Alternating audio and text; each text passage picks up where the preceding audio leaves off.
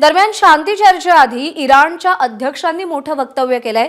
अमेरिकेवर विश्वास ठेवणं शक्य नाही असं इराणच्या नेत्यांनी म्हटलेलं आहे। अध्यक्षांनी म्हटलेलं आहे इराण कोणाच्याही दबावासमोर वाकणार नाही। इराणचे अध्यक्ष मसूद पेझेश्कियन यांनी हे वक्तव्य केले।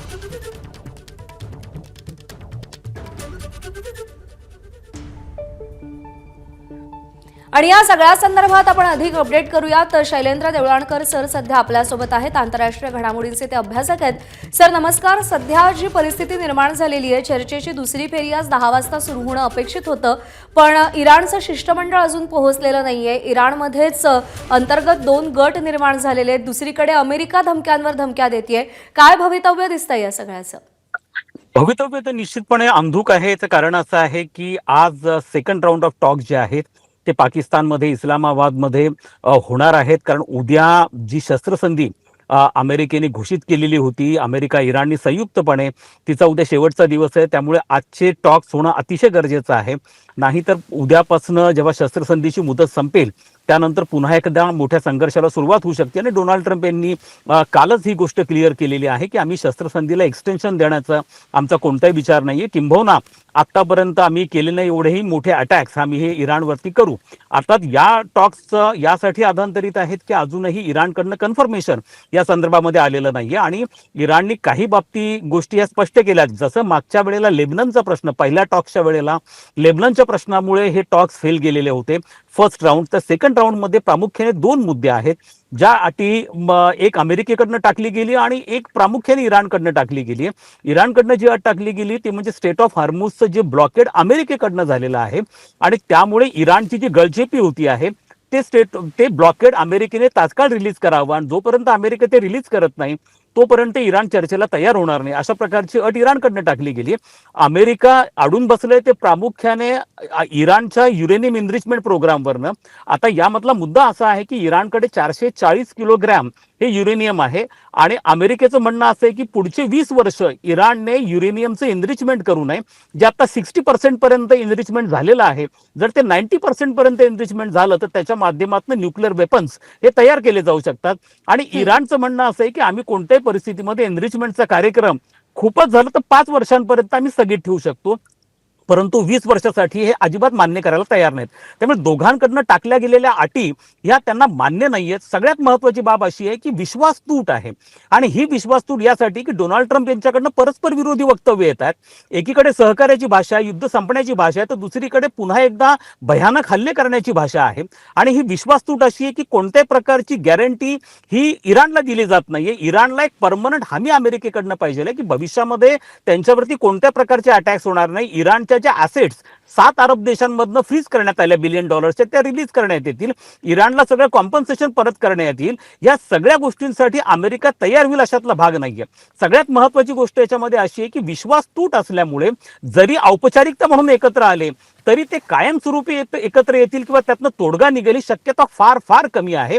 कारण परस्परांकडनं टाकल्या गेलेल्या अटी या मान्य होणं हे शक्य नसल्यामुळे मला असं वाटतं की संघर्ष अपरिहार्य आहे।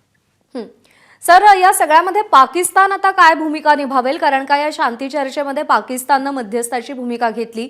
पहिली चर्चेची फेरी निष्फळ ठरल्यानंतर आता दुसरी फेरी यशस्वी करणं पाकिस्तानसाठी किती महत्त्वाचे आणि गरजेचे आहे?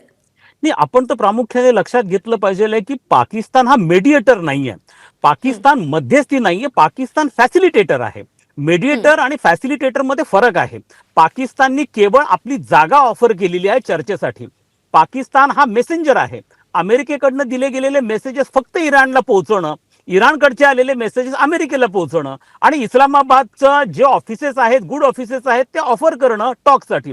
याच्या पुलीकडे जाऊन पाकिस्तानची कोणत्याही पद्धतीची यामधला रोल नाही, कारण पाकिस्तानची क्रेडिबिलिटी नाहीये।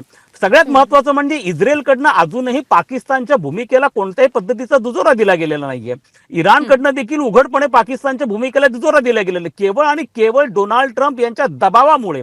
मी दबाव हा शब्द यासाठी वापरतोय आणि अगदी जाणीवपूर्वक आणि जबाबदारीने वापरतोय की पाकिस्तान हे व्हॉलंटरीली करत नाहीये। अमेरिकेमधल्या प्रमुख वर्तमानपत्रांमधूनच या बाबतीमध्ये क्लॅरिफिकेशन आलेलं होतं की डोनाल्ड ट्रम्प यांचा पाकिस्तानवरती दबाव आहे, आणि म्हणून डोनाल्ड ट्रम्पच्या ऑफिसने तयार करून दिलेलं ट्विट जसंच्या तसं शाहबाज शरीफ यांनी शस्त्रसंधीच्या बाबतीमध्ये रिपोस्ट केलेलं होतं, त्याच्या ड्राफ्ट वरती शब्द लिहिलेला होता. यावरने स्पष्ट लिहितं की कोणीतरी वेगळं शॉट्स करता आहे, ज्याला कॉलिंग द शॉट्स म्हणता आहे, आणि केवळ ते पाकिस्तानच्या माध्यमातून कम्युनिकेट केलं जात आहे. त्यामुळे पाकिस्तानच्या ह्या सगळ्या एकूणच रोलला फार जास्त आपल्याला मोठं करण्याची अजिबात गरज नाहीये. तो फक्त फॅसिलिटेटर आहे. त्यामुळे आणि त्यांच्या भूमिकेला, कारण खुद्द पाकिस्तान जर शेजारच्या अफगाणिस्तान बरोबर आपला संघर्ष थांबवू शकत नसेल तर तो आखातामधला एवढा मोठा संघर्ष काय सोडवणार.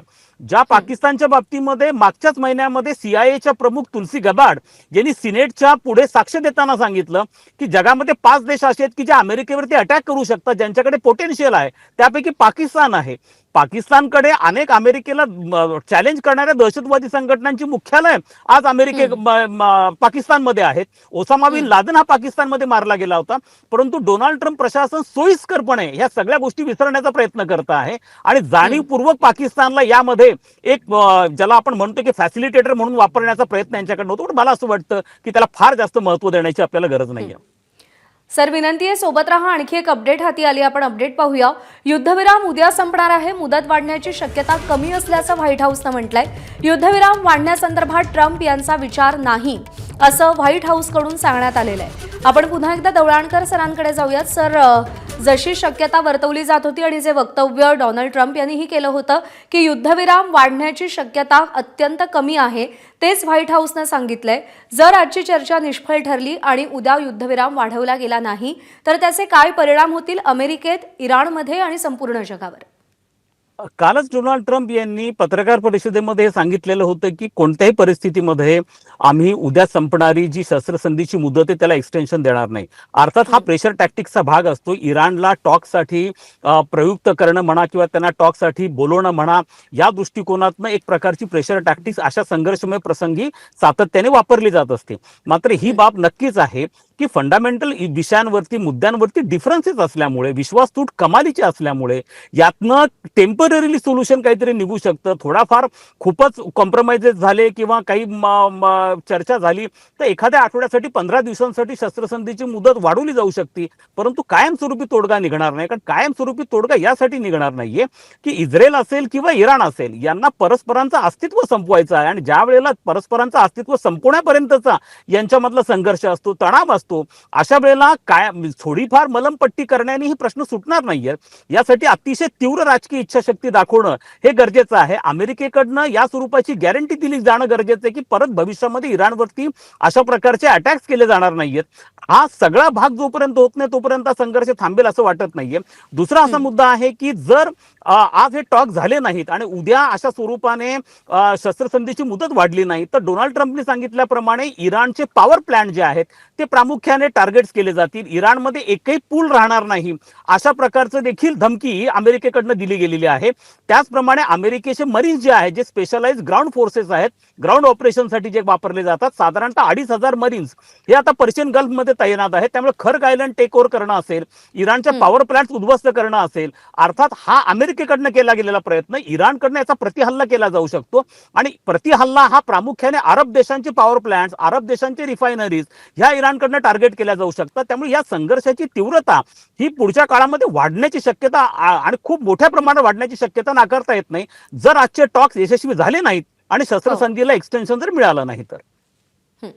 सर, मनापासून आभार आपले. आपण सविस्तर बातचीत केलीत आणि मार्गदर्शन केलं या विषयावर, त्यासाठी.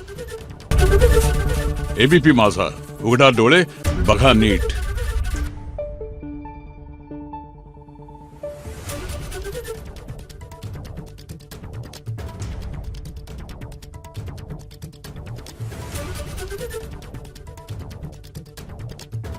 Thank you.